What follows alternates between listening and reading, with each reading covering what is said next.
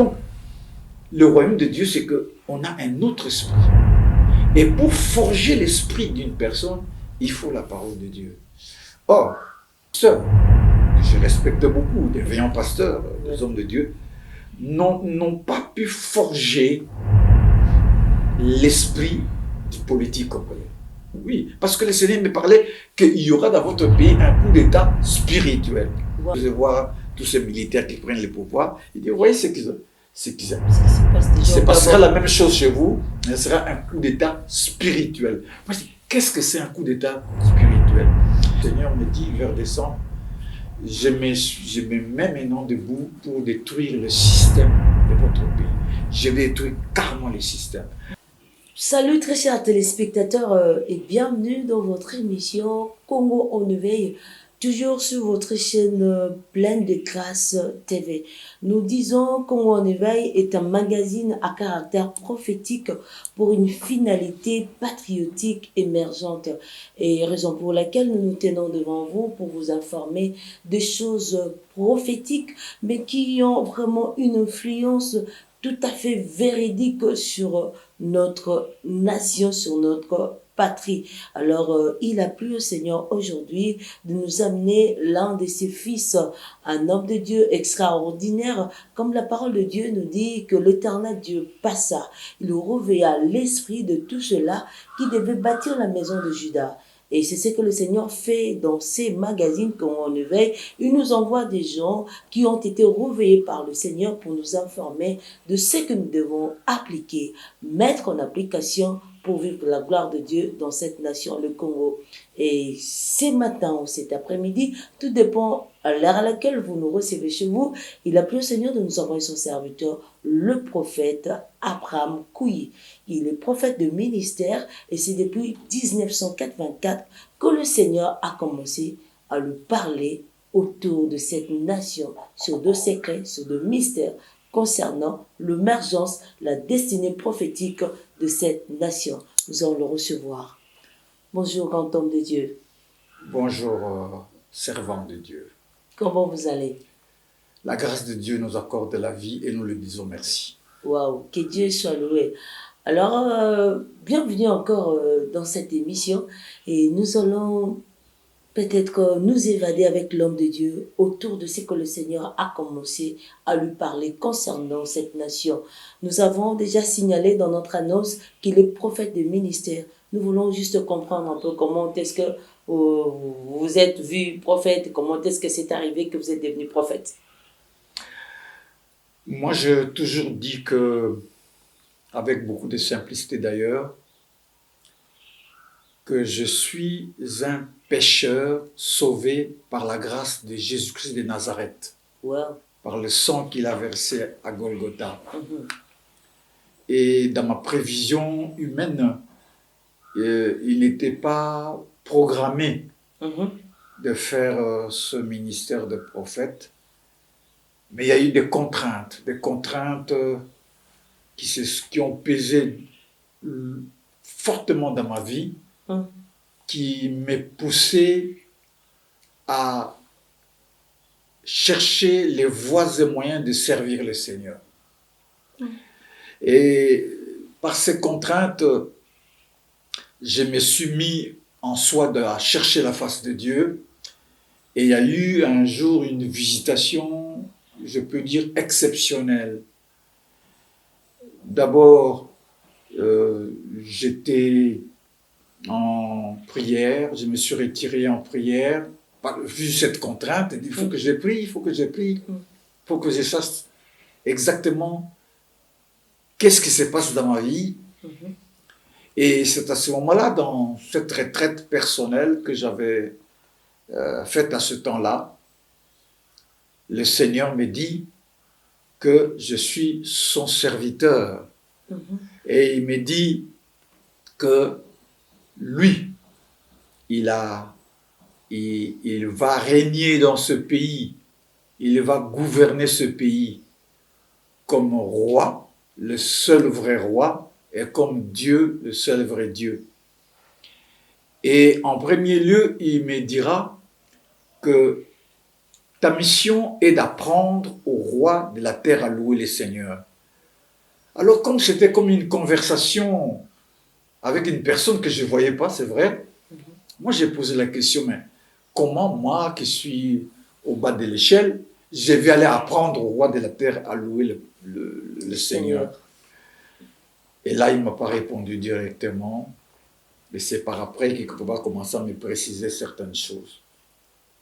Alors, après ce mois d'août, en 1984, nous sommes rentrés au mois de septembre. Et au mois de septembre, j'ai vu, j'étais pas en retraite, mais j'ai vu, j'étais là où j'habitais, vers Lemba. Et la nuit, il y a une voix qui me disait fortement, qui répétait le même verset. Jean 6, 14. Jean 6, 14. Jean 6, 14. Et je me suis réveillé, j'ai ouvert la Bible qui était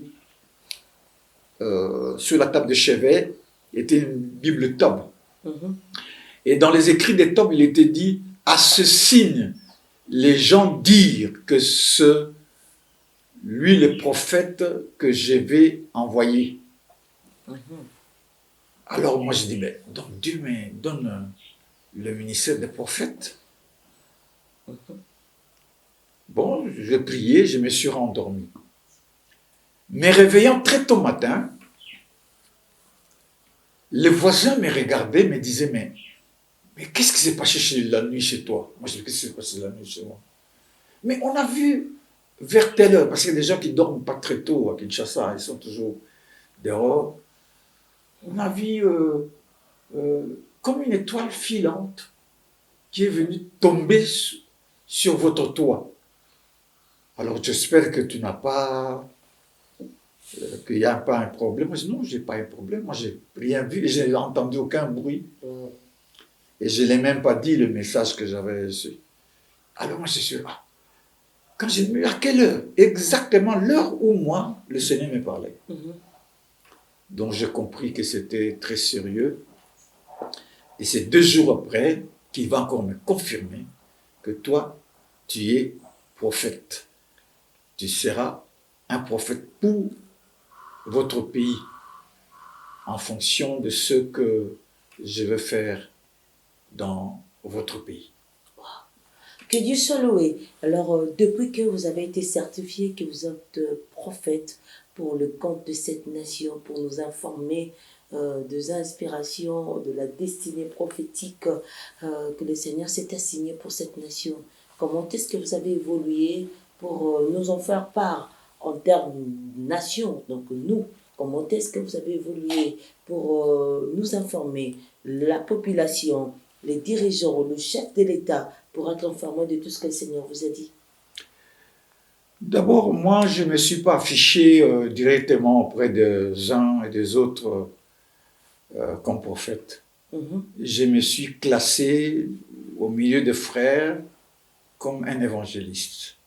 Je prêchais la parole de Dieu et parfois j'avais quelquefois la charge d'un groupe parce que je voulais un peu mûrir ce que je devais dire aux gens.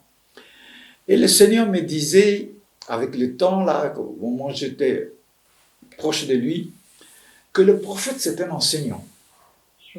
C'est un enseignant. Le prophète, il me dit, c'est un enseignant, et pour ta part, tu vas conduire une vision messianique pour le pays. Tu vas conduire une vision messianique pour le pays. Donc, il y a la partie où Dieu me dit que tu es conducteur, il y a la partie où le Seigneur me dit que tu es enseignant. Alors, c'est comme ça que Dieu a commencé à m'apprendre par les Écritures la tâche que je devais faire et ce que je devais dire et comment je devais dire. Il a commencé à me donner des précisions. Par exemple, il me dira que ce n'est ni le communisme ni le capitalisme, mais c'est Jésus-Christ qui sauve. Alors tu vois, ce sont des langages, je ne pouvais pas dire dans une assemblée. Qu'est-ce que le communisme? Qu'est-ce que le capitalisme? Ah, voir avec une assemblée, vous allez évangéliser. Les gens ne comprennent pas. Ouais. Mais en profondeur, j'ai compris que nous sommes dans une guerre de systèmes et que le pays doit faire émerger un nouveau système. Un nouveau système qui va venir briser le communisme et le capitalisme. Le Seigneur parlera encore de la doctrine politique de Jésus-Christ. Parce que beaucoup de serviteurs de Dieu n'abordaient jamais ce sujet, surtout pas sur cet angle-là, de parler de la doctrine politique. Le Seigneur m'a dit que dans chaque domaine, il a une doctrine qu'il exige à ses enfants. Sur le plan social, il y a une doctrine que Dieu veut que nous puissions avoir, suivre. Sur le plan de l'organisation de l'Église, il y a une doctrine qui est là. Sur le plan politique, il y a une doctrine. Sur le plan économique même, il dit, il y a une doctrine. Mais il m'a dit, il faut que tu puisses maîtriser la doctrine politique de Jésus-Christ. Parce que moi, j'ai une doctrine. Il dira par exemple un exemple très simple. Il dit que quand j'ai parlé à ceux qui étaient avec moi, quand j'étais dans la chair, j'avais dit que le chef des nations, le roi des nations, les maîtrisent et ils veulent toujours se faire appeler bienfaiteurs. Mais vous, que celui qui gouverne soit le serviteur de... C'est toute une doctrine qu'il faut montrer aux gens. Et il y a une doctrine politique aussi de démontrer aux gens que celui qui sauve, celui qui guérit, c'est Jésus-Christ de Nazareth. Parce qu'il me dira plus tard que Jésus-Christ de Nazareth, tel que vous entendez, Jésus-Christ, c'est Yahweh Elohim révélé. Yahweh Elohim révélé a été manifesté en pleinement en Jésus-Christ. C'est pourquoi le nom que nous devons élever, c'est le nom de Jésus-Christ de Nazareth. Donc, votre Dieu, c'est Jésus-Christ de Nazareth. C'est moi le Dieu qui s'est révélé à vous. Beaucoup de gens disent, les gens disent, oui, je suis Yahweh, Yahweh, oui, c'est bien. Mais le Dieu que moi, qui se révèle à vous pour les nations, c'est Jésus-Christ de Nazareth. Et c'est ça que le Seigneur m'avait dit à ce temps-là. Wow. Homme de Dieu, depuis que vous avez été certifié qu'il fallait mener des études autour de ces grands ministères que Dieu vous a confiés, de cette grande charge de pouvoir conduire la nation dans la vision messianique, quelles sont les démarches que vous avez déjà entreprises pour conduire cette nation dans cette dimension-là? Bon, disons que je me laissais conduire par il fallait se laisser conduire par le Saint-Esprit. Démarche, c'est trop dit. J'ai reçu par exemple des messages, Dieu me dit, tu te mettras debout, tu vas aller à tel endroit, tu vas parler de ceci. Tel endroit, tu vas parler de ceci. À tel endroit, tu vas rencontrer des serviteurs qui, d'autres avaient même reçu des messages à ce sujet. Peut-être quel endroit qu'on peut peut-être passer réellement. Bon, il y a une chose, c'est vrai, à ce temps-là, j'ai eu à rencontrer le groupe Les Messagers, les 4 messagers. Les 4 messagers. Je les rencontrés. Il y avait de grandes choses que j'ai appris aussi des autres là-bas. Mais ce qui leur manquait un peu, c'est une vision politique du règne de Jésus-Christ. Ils étaient dans l'église, ils parlaient que Dieu va manifester de grandes choses dans ce pays, mais ils ne fixaient pas très bien une vision, une doctrine politique en fonction de ce que Dieu veut faire. Évidemment, j'ai rencontré aussi d'autres. J'ai rencontré aussi les gens qui ont été avec Papa Douma. Papa Douma, c'est un des serviteurs de Dieu. À ce moment-là, il était devenu très, très, très vieux. Il avait même très difficile à parler. Qui a marché avec Kimbangu. Qui a marché avec Kimbangu. Ils ont été ensemble avec Kimbangu. Papa Douma. Papa Douma, oui. Oui. Ils ont marché avec Kimbangu. C'est là où j'ai compris que le Seigneur leur parlait. Il ne leur parlait pas comme on parle, comme les gens du Kimbanlis actuellement parlent. Il parlait de la grande manifestation que Dieu va manifester dans cette nation. Mais avant cela, nous allons passer dans plusieurs étapes qui seront assez difficiles. Mais il disait, on sentait en lui que le centre de son attention, de ce que les frères et les sœurs devaient se focaliser, c'est Jésus-Christ. Hein, contrairement à ce qui s'est fait actuellement de l'autre côté.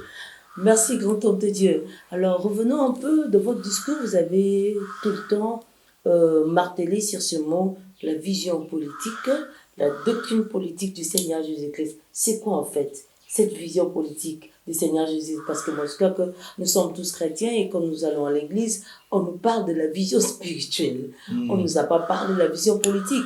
Et quelques années, peut-être plus tôt, on nous interdisait de parler sur la politique, que le chrétien ne peut pas accéder à la scène politique. C'était comme une abomination. Mais aujourd'hui, nous voyons que les pasteurs ont changé un peu de langage. Mais avant tout, nous voulons comprendre la vision politique du Seigneur Jésus-Christ.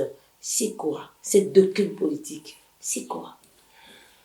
C'est un domaine assez glissant. Parce que, bon, on a été formé en fonction de la politique politicienne. C'est pas pour rien que le Seigneur Jésus-Christ avait dit que mon royaume n'est pas de ce monde. Il vous l'a dit, mon royaume, ma royauté n'est pas conforme au système, à votre système. Le juif qui voulait bien que l'élever pour l'en faire un roi, et il voyait les choses selon le système du monde. Mais lui, il a un autre système par lequel il voulait gouverner les choses. Alors, servant de Dieu, tout part, bon, je peux dire tout part, mais bon, tout ça a été programmé. Samuel était le juge d'Israël, en soi. Il était le prophète, le sacrificateur, en fait, le juge d'Israël, le conducteur d'Israël. Et ce système plaisait à Dieu. À un certain moment, les Israélites voulaient un roi.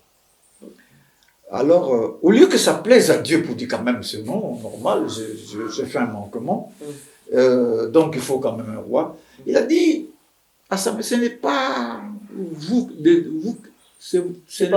rejetez, c'est moi qui ont rejeté. Oui. Ça veut dire que le système de roi humain ne plaît pas à Dieu.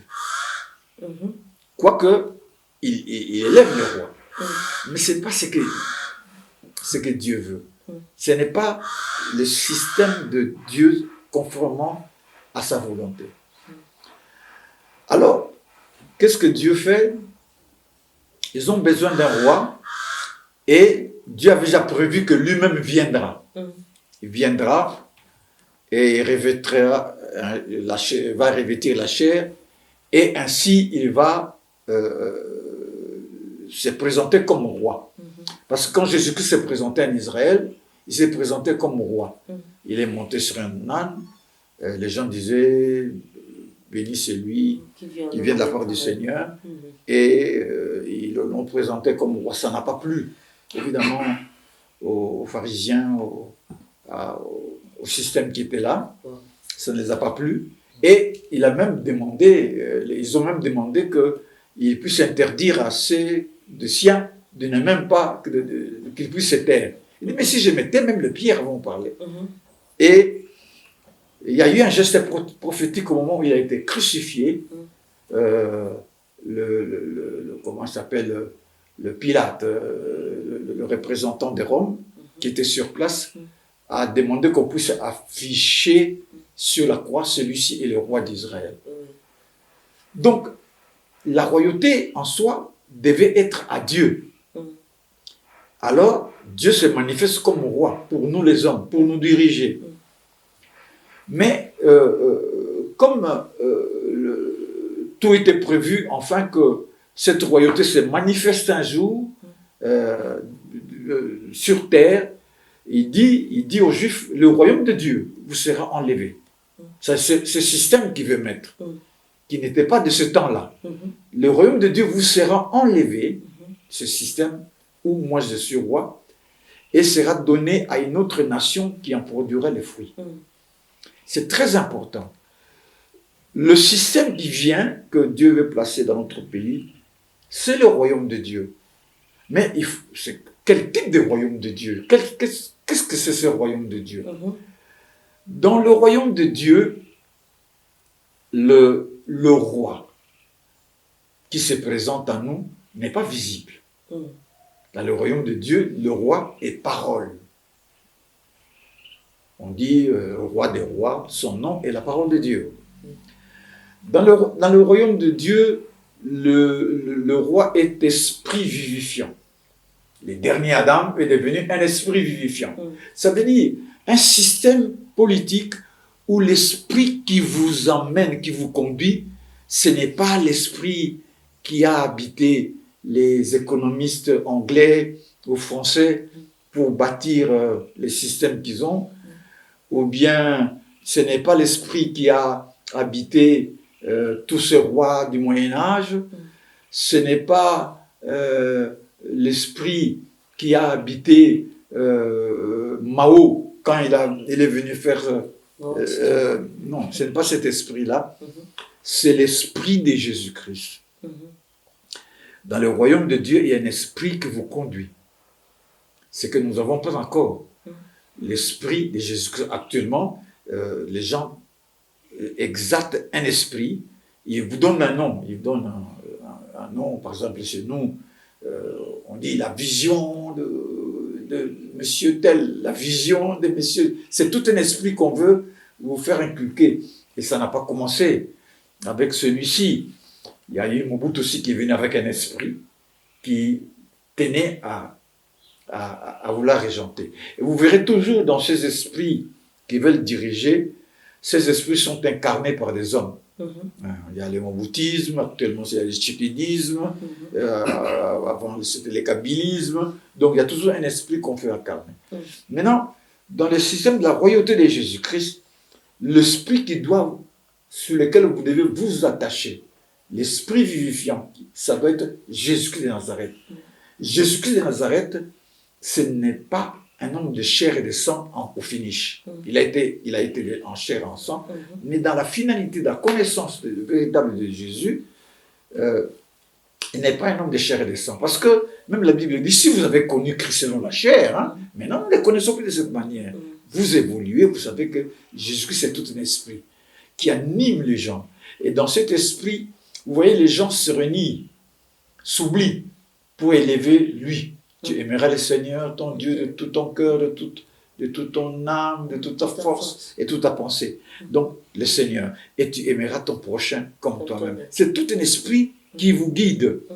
Et le système du royaume de Dieu, il y a cet esprit qui vous guide. Et dans le système du royaume de Dieu, on n'adore que Jésus. Parce que l'homme a toujours besoin d'adorer quelque chose. Alors on dit, tout genou fléchira et toute langue confessera que lui, Jésus-Christ est le Seigneur, à la gloire de Dieu le Père. Ça, c'est le système du royaume de Dieu. Le système du royaume de Dieu, tout ce que vous concevez comme roi, principe, doit être fondé sur la parole de Dieu. Parce que le nom de Jésus-Christ, c'est la parole de Dieu. Alors imaginez un système comme ça, où les gens, quand ils marchent, ils disent, c'est la parole de Dieu, c'est Jésus-Christ. Et ils se réfèrent toujours à l'esprit de Jésus-Christ et ils réagissent selon l'esprit de Jésus-Christ. Bon, vous savez, moi, je dis toujours que les esprits dirigent les gens. Et vous allez quelque part et dire, non, moi, je suis dans ma tribu là.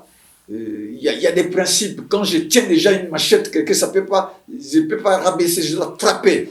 Sinon, on va me dire que je suis idiot. Tu vois, là, c'est tout un principe qu'on développe. Il y a tout un prévu qu'on développe. C'est un esprit qui nous dirige. Donc, le royaume de Dieu, c'est qu'on a un autre esprit. Et pour forger l'esprit d'une personne, il faut la parole de Dieu. Or, les pasteurs, que je respecte beaucoup, des veillants pasteurs, des hommes de Dieu, n'ont pas pu forger l'esprit du politique congolais. Hein. Ça veut dire qu'ils disent, oui, mais Excusez-moi, prophète, j'aimerais vous arracher la parole. je vous en prie. Avant que nous n'arrivions là, parce que là, c'est même c'est un point très crucial qui a dérangé cette nation. Alors, j'aimerais un peu savoir, parce que quand vous nous parlez du système de Jésus-Christ, il y a d'autres personnes qui disent, même d'autres serviteurs de Dieu, excusez-nous, mais ils le disent. Bon, moi, et c'est pas tout le monde qui sera chrétien. Bien qu'on a dit que la nation, la RDC, c'est un pays prophétique, mais c'est pas tout le monde qui sera chrétien. Alors, ça veut dire qu'on doit tout mélanger.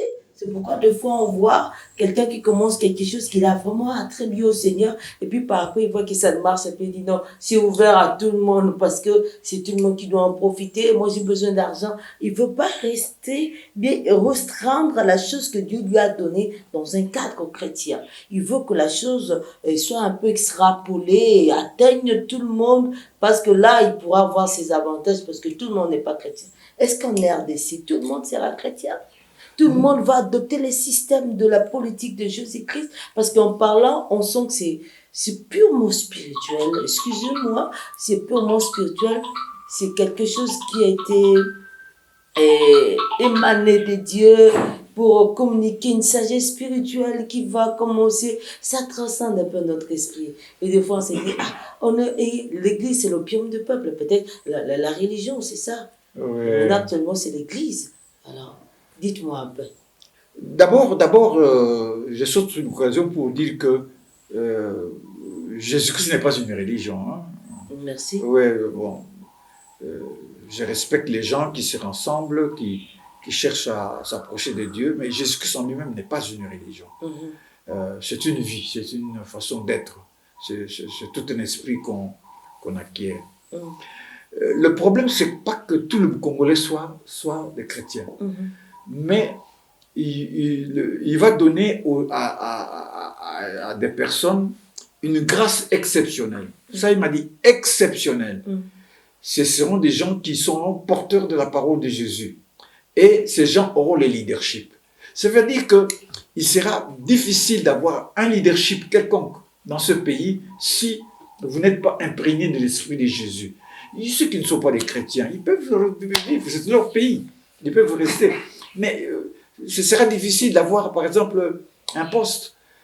Bon, prenons le temps de Mobutu. Toi, tu n'es pas Mobutis. Comment tu vas être même chef commissaire de zone ou bien chef de rue? C'est ça, quelque chose comme ça. Ce sera sélectif. Il y a de grandes personnes, de grandes personnes revêtues de la grâce de Dieu vont avoir le leadership. Et ça, c'est ça le miracle qui va se faire. Donc, c'est ça le miracle. Il va se faire le leadership comme ça. Comment? Ils vont faire un coup d'État? Oui, non, oui. Parce que le Seigneur me parlait qu'il y aura dans votre pays un coup d'État spirituel. Wow. Oui, dernièrement, quand je vois tous ces militaires qui prennent le pouvoir, il dit, vous voyez ce qui se passe déjà. Il se passera la même chose chez vous, mais ce sera un coup d'État spirituel. Moi, je dis, qu'est-ce que c'est un coup d'État spirituel? Il a dit que quand moi je descends, je convainc du péché, je convainc du jugement, je convainc de la justice. Il y a des gens qui à un certain moment, devant des choses qui vont les dépasser, ils vont dire non, non, non. Je crois qu'à notre niveau, nous devons nous arrêter et nous devons chercher à mettre en avant-plan les gens qui connaissent les choses, qui ont un contact avec Dieu. Et ça sera ainsi. Bon, tout le monde ne seront pas des chrétiens, oui, c'est vrai. Merci, prophète. Alors, quand vous dites qu'il faut priver le leadership à tous ceux-là qui ne seront pas imprégnés de Christ, alors si nous réalisons un peu ce qui se passe actuellement dans la scène politique, est-ce que c'est plus de chrétiens? Bon, excusez-moi, s'il y a des chrétiens, il y a de chrétiens réellement dans l'Assemblée nationale, le Sénat et dans les sièges décisionnels, ils sont là. Mais sauf que on ne sent pas qu'il y a de chrétiens. On ne sent pas qu'il y a des gens qui sont imprégnés de Christ et qui peuvent influencer comme Daniel, qui peuvent influencer comme Joseph, qui peuvent influencer comme Néhémie. On ne les sent pas. Oui, servant de Dieu, c'est ça qu'on appelle l'onction, c'est ça qu'on parle de l'onction. L'onction, c'est une capacité spirituelle, une capacité de l'esprit que Dieu donne à une personne d'avoir un peu le dessus sur les autres. Parce que l'onction donne la supériorité. Ces gens-là, ils sont des chrétiens, mais ils n'ont pas reçu l'onction d'avoir les dessus sur le système qui est en place. Or, dans le message prophétique, moi je vois 2020, fin 2020, M. Tshisekedi a le pouvoir, je crois, vers 2018. Hein, ouais, et fin 2020, le Seigneur me dit, vers décembre, je me mets maintenant debout pour détruire le système de votre pays. Je vais détruire carrément les systèmes. Donc le Seigneur est dans cette position de détruire les systèmes. Alors quand il y a des gens qui prient pour que le système continue, pour que les gens, celui qui est là ait encore un deuxième mandat, ils croient qu'ils sont dans la volonté de Dieu, ils ne sont pas dans la volonté de Dieu. Tout ce qui se passe actuellement, nous, en accord avec le Seigneur, nous sommes en train de détruire les systèmes. Ça, il faut leur dire. Non, les prophètes de Jésus-Christ authentique, nous sommes en train de détruire leur système. Nous sommes en train d'amener ces gens à s'entrechoquer eux-mêmes. Nous sommes en train de prier pour que ces gens puissent se perdre, pour que ces gens ne puissent réussir en rien. Pourquoi? Parce que le système dans lequel il veut faire émerger ne vient pas, le système qu'il veut faire émerger ne vient pas de Dieu. Donc, nous sommes dans la phase de la destruction du système pour l'emplacement d'un autre système. Alors, si on sont déjà dans les institutions, c'est une bonne chose. Moi, je me souviens même un monsieur, un pasteur, qui dira, mais depuis lors, il ne le dit plus. Hein. Au début, il dit, c'était sur B1 ou bien sur Digital, je crois. Il dit, mais merci Seigneur, parce que maintenant, le Congo est dirigé par un fils de Dieu. Alors, d'abord, pour un serviteur de Dieu, ça m'a tiqué. Il ne sait pas ce que c'est un fils de Dieu. Il dit, heureux ceux qui procurent la paix, parce qu'ils seront appelés fils de Dieu. Fils de Dieu, c'est quelqu'un qui est l'émanation même de Dieu. Dans tout ce qu'il est fait, il reflète Dieu. Hein, c'est un fils.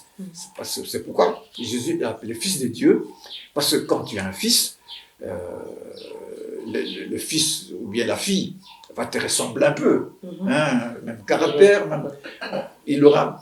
Mais on voit une personne qui n'a aucun caractéristique qui vient de Dieu. Et il ne parle jamais de son Père. De Jésus-Christ, il ne parle jamais. Non.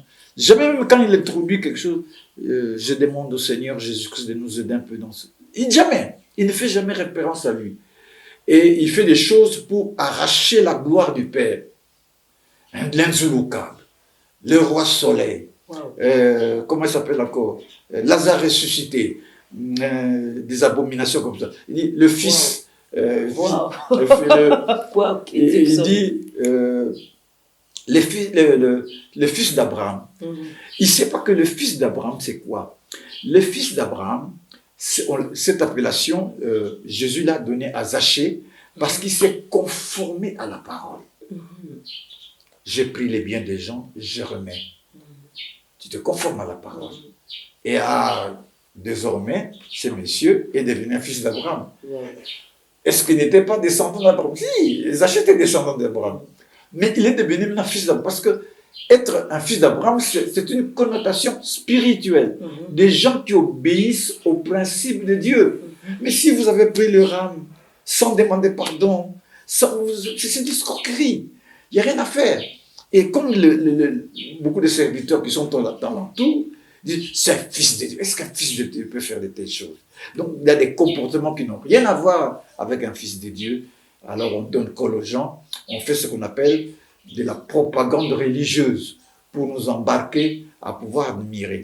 Non, nous n'avons pas besoin d'admirer un homme. Nous avons besoin d'avoir un exemple vivant qui est Jésus-Christ de Nazareth. Nous avons besoin de gens qui, dans leur pensée, dans leur démarche, ils reflètent la royauté de Jésus et se réfèrent toujours à Jésus-Christ de Nazareth. Et c'est ça le grand combat prophétique que nous avons. C'est ça la marche prophétique. Parce que quand ce système sera effectif, ce système sera comme une pierre qui va venir bousculer tous les autres systèmes du monde pour amener les gens à pouvoir louer le Seigneur. Et c'est là que nous rejoignons la tâche que le Seigneur m'avait dit. Votre mission est d'apprendre au roi de la terre à louer le Seigneur. Nous tous, nous avons cette tâche pour que le roi de la terre loue le Seigneur Jésus-Christ de Nazareth. Grand homme de Dieu, est-ce que vous savez que le grand mouvement politique ont commencé par être des vrais mouvements, peut-être, excusez-moi, vous n'êtes pas de la religion, mais ont commencé par être des mouvements spirituels. Même tout ce qui vient de se passer actuellement, ici à Goma, c'est un mouvement spirituel. Vous voyez, BDK au Congo central, c'est un mouvement spirituel. Lorsqu'il est en train de mener ses activités, vous sentez que c'est toute la ville, c'est tout le monde qui est imprégné, qui est saisi de cette terreur. Alors, ce n'est pas le cas avec vous, avec la vision messianique. Non, la vision messianique n'a que comme référence Jésus-Christ de Nazareth. Hein. Bon, il y a des gens qui développent des thèmes, des thèses religieux, spirituels, mais ils ne s'attachent pas à l'esprit de Jésus-Christ de Nazareth. Parce que Jésus-Christ, c'est lui maintenant qui est l'esprit vivifiant. Il faut s'attacher à l'esprit de Jésus-Christ de Nazareth. Ce qui s'est passé à Goma, ce sont des gens qui ont invoqué des esprits, esprit de Lumumba, esprit de Kimbangu, toutes ces choses-là, et qui à part cela, esprit de Kipavite consort, ils voulaient que la restauration du pays, de la manière dont ils voyaient les choses. Nous sommes dans la ligne droite de ce qui était écrit, c'est ce qui était dit, où Jésus-Christ demandait qu'on puisse prier. Et dans cette prière, il avait dit, Père, que ton règne vienne et que ta volonté soit faite sur la terre comme dans les cieux. C'est-à-dire que ce que nous, pour le travail pour lequel nous, c'est le règne de Jésus-Christ. Il faut que Jésus-Christ règne. Jésus-Christ a une volonté dans le ciel. Cette volonté-là que nous avons, en lisant la Bible, nous comprenons la volonté de Dieu, en ayant les révélations, nous comprenons la volonté de Dieu. Maintenant, il faut que cette volonté s'efface sur la terre, comme ça a été manifesté, dit, dans le ciel, dans l'invisible de Dieu, créateur. Wow. Que Dieu soit loué, nous allons prendre une petite pause et nous allons nous retrouver juste après. Merci.